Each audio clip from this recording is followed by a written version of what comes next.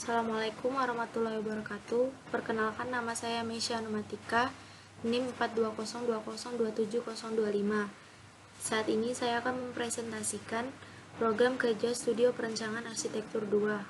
Saya akan merancang sebuah bangunan kantor camat. Pertama-tama yang perlu kita ketahui adalah kantor adalah sebutan untuk tempat yang digunakan untuk perniagaan atau perusahaan yang dijalankan secara rutin. Sedangkan kecamatan adalah sebuah pembagian wilayah administratif negara wilayah di bawah kabupaten atau kota yang ada di seluruh Indonesia yang dipimpin oleh seorang camat. Fungsi dari kantor camat adalah sebagai pelaksanaan, sebagai pewenangan pemerintah kabupaten di wilayah kerjanya. Tujuan dari kantor camat adalah untuk memberikan sistem pelayanan yang berupa komunikasi dan penyimpangan serta mengerjakan sesuatu untuk mencapai target atau tujuan yang telah ditentukan.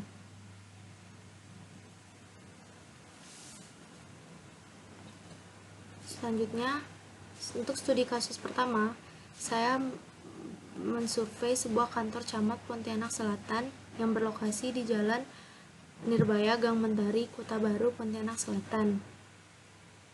Selanjutnya, studi kasus yang kedua berlokasi di Jalan Lombok nomor 6, Sumur, Bandung.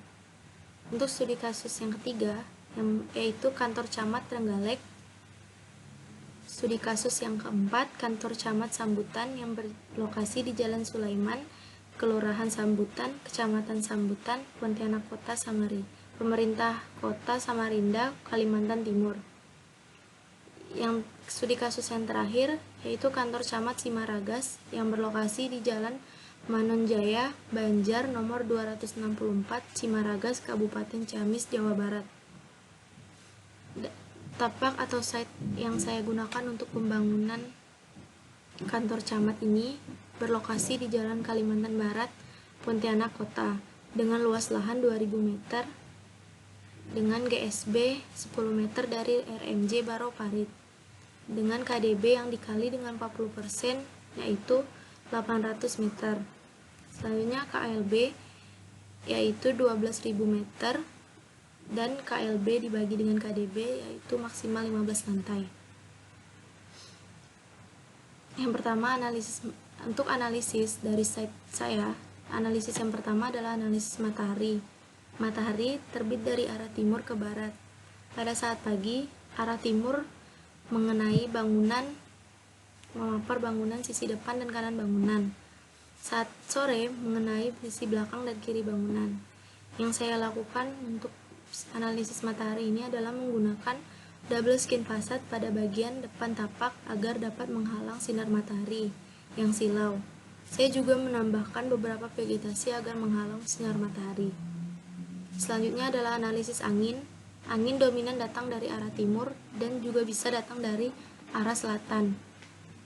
Angin yang datang dari arah timur dan selatan membawa polusi ke dalam site. Jadi, saya menggunakan respon dengan memundurkan bangunan agar tidak terlalu di depan site. Dan saya juga membuat beberapa pagar vegetasi agar meminimalisir hembusan dari angin yang datang. Selanjutnya adalah analisis vegetasi.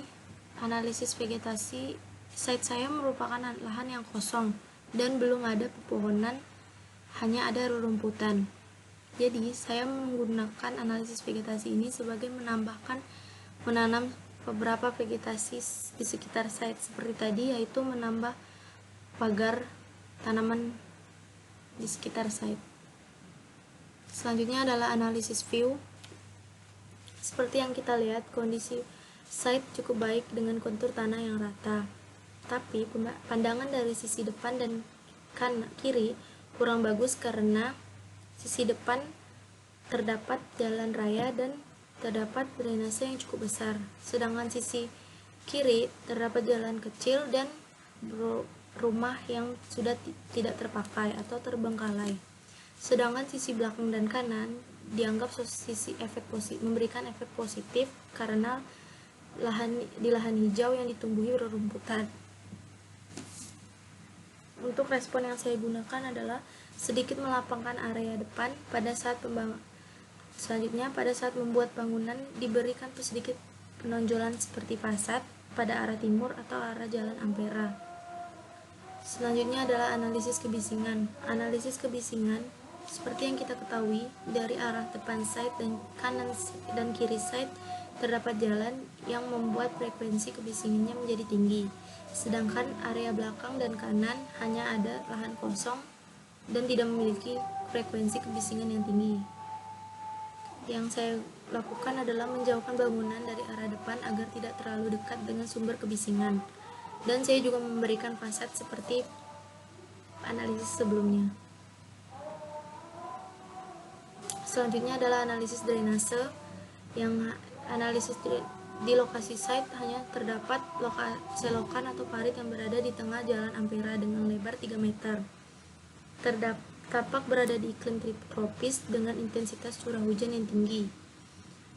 Selanjutnya yang saya lakukan adalah pemanfaatan lahan hijau yang berada di belakang dan kanan site itu sebagai tempat penyerapan air dari saluran drainase. Dan saya juga memberikan di halaman site, saya menggunakan paving block itu untuk menghindari terjadinya banjir di dalam site, walaupun kemungkinan banjirnya itu kecil. Untuk analisis aksesibilitasnya, di site tidak terdapat trotoar atau pesepeda untuk para pejalan kaki. Yang ada hanya jalan yang bisa digunakan sepeda motor, mobil, dan truk.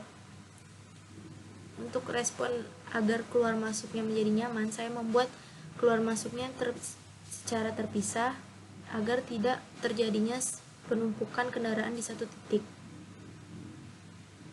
Berikut adalah kesimpulan analisisnya. Selanjutnya, kebutuhan ruang yang saya pakai untuk kantor camat ini adalah 11 ruang. 11 pelaku dengan karakteristik masing-masing yang berbeda. Selanjutnya adalah besaran ruang yang dari luas total besaran ruang dari 23 ruang ini adalah 236,4 meter. Untuk persyaratan ruang terbagi menjadi 5, yaitu pencahayaan, penghawaan, kebisingan, kelembapan, dan aromatik. Selanjutnya berikut ini adalah detail layout ruang yang akan saya gunakan.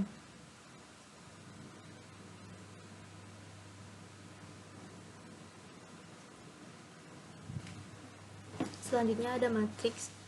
Yang warna hijau itu merupakan hubungan yang sangat erat, dan berwarna merah itu hubungan yang tidak erat, dan yang warna kuning itu hubungan yang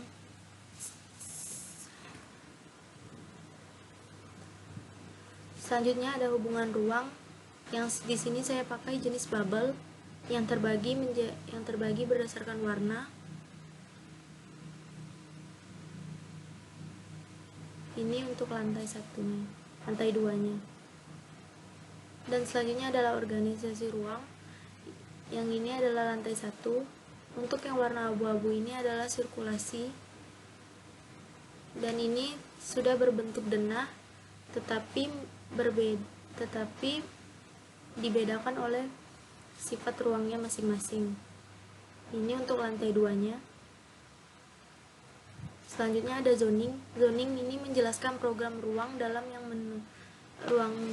menunjukkan ruang-ruang pada bangunan sesuai dengan warnanya, dengan sifat ruangnya.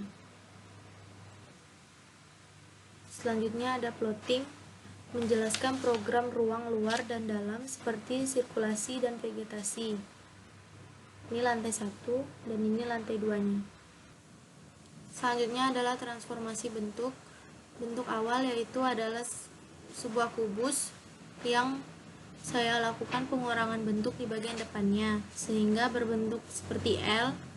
Lalu untuk bentuk yang kedua adalah lingkaran yang saya ambil 1/4 lingkarannya saja. Lalu dari bentuk L tadi saya tambahkan dengan 1/4 lingkaran itu, dan jadilah bentuk seperti ini.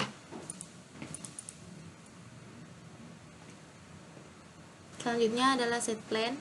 Set plan dengan luas lahan yaitu 2000 meter, yang di depan lahan tersebut terdapat jalan Ampera dan di sampingnya terdapat jalan Karya Sosial. Untuk dana lantai satunya dengan luas bangunan 728 meter. Ini adalah dana lantai 2. Ini adalah tampak depannya, tampak samping kanan, tampak samping kiri, tampak belakang, dan perspektif dari arah depan, perspektif dari arah bagian belakang. Sekian dari presentasi saya hari ini. Terima kasih. Maaf apabila ada kesalahan. Wassalamualaikum warahmatullahi wabarakatuh.